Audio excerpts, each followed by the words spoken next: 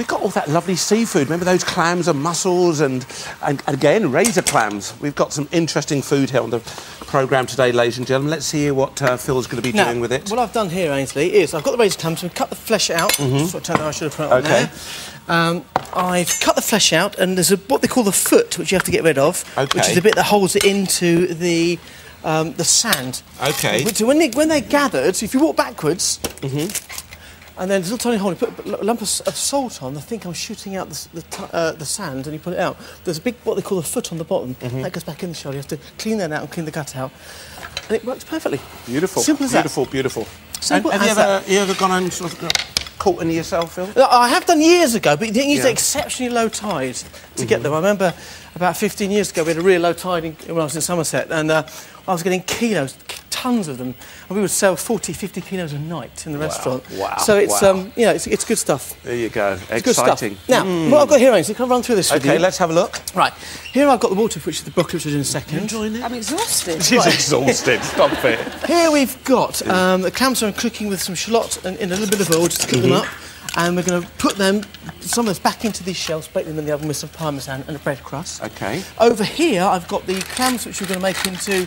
Ideally tomato puree, or would you normally put... I'm going to put a bit of each, Ainsley, because I've got a bit of each here. But the tomato puree gives it a really nice sort of dense colour to start with. And it's a thickening agent too. People don't realise that. It thickens things up a little bit. So, you know, if you guys have got a bit of tomato puree at home, you put it into a sauce, it's going to gradually kind of thicken it a little bit more. But also, bear in mind, a lot of Indian food is thickened with tomatoes as well. Okay. So the clam, we're going to make a nice little clam stew into there. Okay, 5 minutes gone already, guys. Put wine into there. With this one here, I'm going to put some rice. Yeah. So we're going to make it almost like a sort of a pilaf. We should be making a paella, but also not cooking time. So then I've got olive turmeric oil. going in there instead of... Turmeric, I'll put some paprika as well. Okay. And a little bit of fresh herb right at the end. here, doesn't it? I think there's enough cheese. How much cheese do you the whole want? lot. The whole lot. So I'm making biscuits, many dishes. So I see. Make some biscuits into there like that, and we can put boiling water on there, and a nice fish stock cube. Beautiful. Get that really going, almost like curry those up as well. Look at that, fantastic. Are you a West Country girl too, then? Yes, I met Keren at school. Oh, you both went to school with each other? Yes, we've known each other since we were 4 years old. Went to school together, left home together, formed a group together, and have travelled the world together. So, yeah, we've known her forever. And still friends? Yeah, absolutely. Do you ever have any sort of arguments, any fights? Have you ever fallen out? I think we're kind of different, two sides of the same person. Yeah. One and brain. it just works. Yes. Yeah. So when was your first gig then? When did it all begin? I think it was at the Rock Garden in Covent Garden, and Bruce Springsteen came down to see us, which was really exciting. I like some of that. Go on, tell us more. When was this? 1982. That first time that you walked on stage, were you nervous? Because so many people are, aren't they? It's whether you can cope with that. First time we were on Top of the Pops, because that's something you've grown up with, and you're on you watched it on TV all your life, and then suddenly you're on Top of the Pops, and we had no idea when there was a red light on that we should look into that camera and dance that way. We had no idea, but you know, you get used to it. Seems to last forever. He knows about a good time. Gonna make him all mine. You do get used to it, don't you? Yeah. That one red light's on now. Just wave, shall we? Great talking to you. We'll chat again. Right. OK, all sorts of things are happening here, ladies and gentlemen. A real seafood sensation. I think that's the best way of describing it. We've got 3 different types of seafood, and we've got the razor clams too. Also, anything interesting? Yeah, a little tip here, Ains. When I make my fish sauces, I always put a little pinch of chicken in. The chicken stock cube just gives it a much meatier flavour. Fish stock cubes? No, I do, but I think if you a little bit of chicken helps to balance the flavour. OK, unless you're a pescatarian. OK, nice tip there, guys. You fancy putting a little bit of, you know... I love you too, Phil. Do you? I do. We'll there, come back and see you in a moment. Nice talking to you. Yeah, no. OK, back over here. And let's see what our chef James is going to be doing with that lamb. He hasn't even got it in the oven yet. He's obviously feeling that, wow, I could do it with, you know, with about 12 minutes to go. I'm glad someone's relaxed. I'm very under pressure. You're not feeling tense, are you? I am. I don't like cooking in front of people. No, you shouldn't be. Not at all. OK, Ainsley. OK, Karen. So, separate knife, separate board, everything else, yeah? We take off the bones, we take off the fat. If I was at work, I'd use that in stock. With the fat, I could render down for roast potatoes, something like that. Right. Take a sharp knife. Now, this bit here, the silver that you can see, is sinew. If I cook this now, it's going to curl right up and be terribly, terribly tough. OK. So all I'm going to do is get a small knife. and take off the sinew. So it doesn't shrink and doesn't curl I up. get my butcher to do all that, though. Yeah, you could do, absolutely. What's his name? Gary Dutton. Lovely. Good butcher?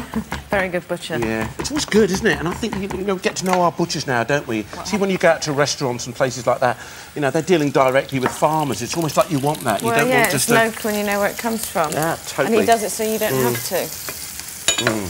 OK, seal it off. Add the butter, add the oil first. If you add the butter first, the butter fat will burn. So add the oil first. You can go to a high heat, add the butter. We're going to turn it in a minute. Just get a pair of tongs. OK? Turn that over. Then we're just going to cook this gently. I can either do it on the top or in the oven. I'm going to do it in the oven because of time. OK. And then we're going to finish it with some of the black olives. In the meantime, we've got some fennel cooking down in sugar. Yeah, caramel. This is for the dessert. OK. And you're actually going to cook that, get that to the stage where it starts to brown off a little bit sticky? Sticky fennel. Brilliant. OK, so green beans, we can drain them off in a moment. The other fennel's lemon, olive oil. Do you want to drain that off? Should we get that into a bowl? Yeah, no, this here... There we are, my love. There you go. Whack that straight into there, please. Oh, OK. I told you I was messy. That's cool, that's cool, Look, that's cool. It's gone everywhere. OK. What about Andy? Is he a bit of a messy cook too, your partner? He's absolutely meticulous. Yeah. He never makes a mess doing anything. And as you can see... Yeah, I know. It happens, we have had a couple of fallouts over it when we've had guests. Yeah. I've slopped things over the floor, but... You're a bit messy, are you? Yeah, I prefer to not be not to watched. worry. I like to do my cooking and then let him come home and eat it, as opposed to doing it in front of him. Well, a lot of people do, because people get embarrassed about cooking in front of others, don't they? Yeah, Sarah does, don't you, Sarah? Just past halfway, love guys, so cooking in come on, front tell us, you young girls living in London at the YW... YWCA we moved to, yes. And what was life like then? What was food like in London then? And It was very instant mashed potato, baked beans. We didn't have any cooking facilities, and we used to actually warm the beans by putting them in the kettle and leaving the kettle boiling. Are you joking? No, I'm not. Yeah. We were penniless. Yeah. What can I say? It's a bit different now. And so it was lots of chips and stuff like that, was it? Yeah, lots of eating, late night chips. And we were just talking about, you performed, obviously we heard about your first performance. What about your first single? How did you get that break?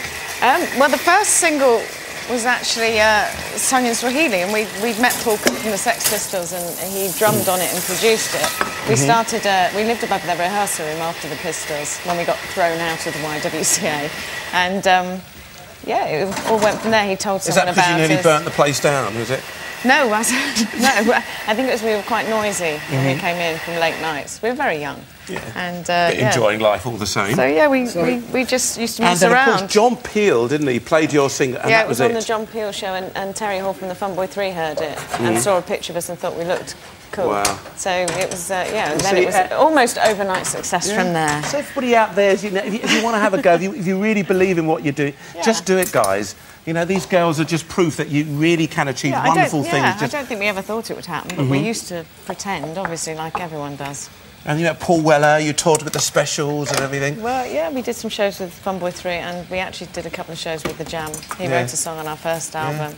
I'm sorry, Chef, I'm leaving you all to it here. That's all right. Hey, looking good. So this is the caramel, starting to cook down. It's going to go amber any moment. Lemon juice, just put a bit of flat leaf parsley in there. We've got garlic in there. This one's interesting. This was the canned lentils, red wine, soy sauce, garlic, balsamic vinegar, sweet and sour. Seriously nice. Seriously wicked. Over here, check this out. OK.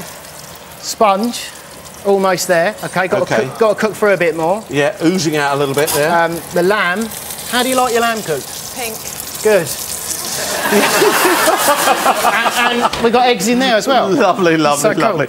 OK, let's leave them to it.